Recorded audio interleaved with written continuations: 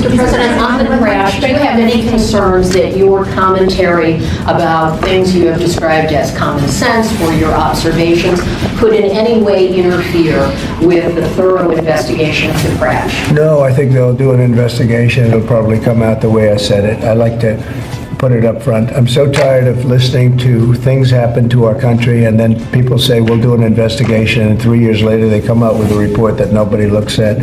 Especially, not in all cases can you do that, but in this case, you had a helicopter that was, the Black Hawk was too high. It was above the 200 limit by double. Shouldn't have been there. And there were some other mistakes made too, and I pointed them out also, and I was right on all of it, but they'll still do an investigation just to check it out, but I think that's what they're doing. As Commander-in-Chief, are you at all concerned about opining about the Army and the conduct of that aircraft when you are Commander-in-Chief and these are the people who report to you, and there is an investigation on them? This was all caused by bad rules, regulations, and other things by the Biden administration. And when you look at the way they ran things, in fact, if you look, we hired, one of the first things I told them to do, I said, get talented people in those beautiful towers overlooking runways.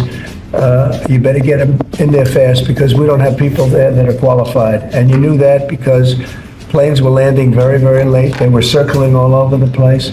People relying on that as safety? Are you suggesting there's an ongoing risk? No, I think there's very little risk, but I think that we have to make sure that this never happens again. Very, very little risk. President Donald Trump has asserted that his administration is engaged in very serious discussions with Russia. This revelation comes amidst the ongoing conflict in Ukraine. Trump hinted at the possibility of these talks leading to a resolution. He believes Putin will take decisive action to end the war. While he did not disclose who is in contact with the Russian government, he insisted that communication is ongoing.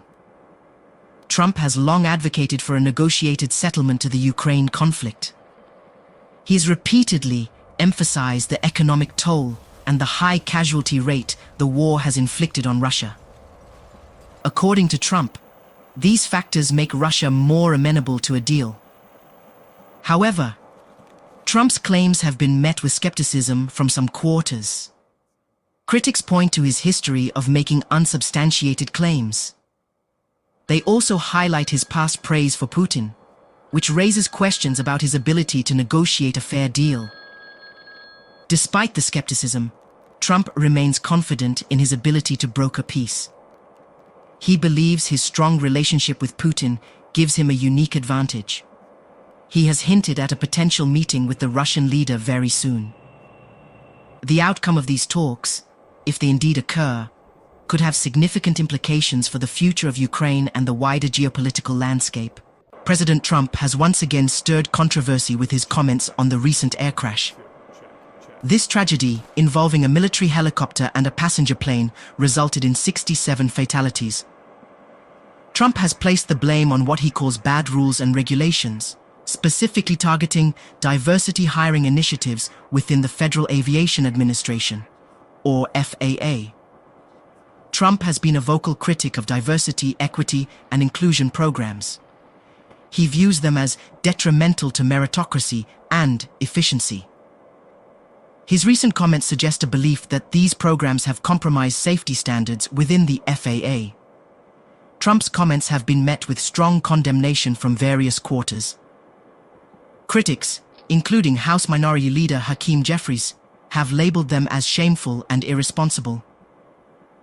They argue that such statements are insensitive to the victims and their families. Furthermore, they argue that Trump is using a tragedy to advance his political agenda. Despite the backlash, Trump has remained defiant. He has doubled down on his claims, even citing Elon Musk's similar criticisms of DEI.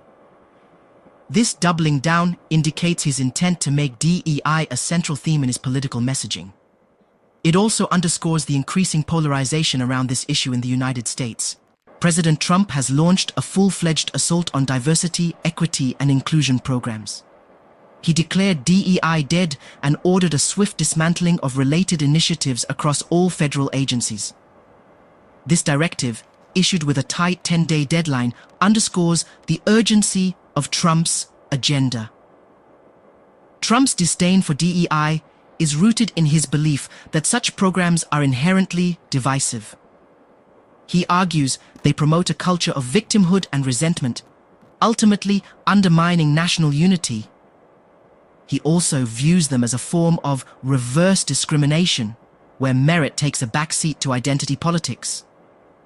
Trump's aggressive stance on DEI marks a significant escalation in his long-standing criticism of these programs. In the past, he revoked a 60-year-old executive order promoting equal opportunity in federal hiring. He also directed the FAA to halt DEI-focused recruitment and ordered the Department of Homeland Security to cease all DEI projects.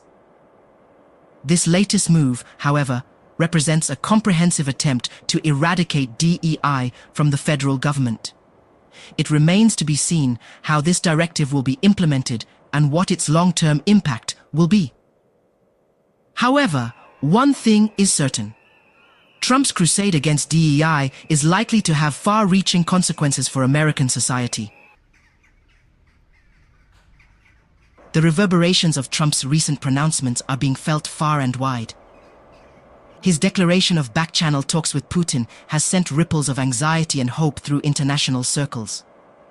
The potential for a negotiated settlement in Ukraine is tantalizing. Yet, the lack of transparency fuels uncertainty. Domestically, Trump's unrelenting attack on DEI has ignited a firestorm of controversy.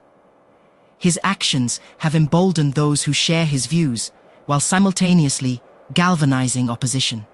The potential for policy changes at both the federal and state levels is real, with implications for everything from education and employment to healthcare and housing. The impact of Trump's policies extends beyond American borders, particularly to African nations. His hardline stance on immigration, coupled with potential cuts to foreign aid, raises concerns about the future of US-Africa relations. The suspension of refugee programs and the potential reduction in aid could disproportionately affect African immigrants and refugees seeking a better life in the United States. Furthermore, Trump's rhetoric on Africa, often characterized by critics as dismissive and derogatory, has strained diplomatic ties.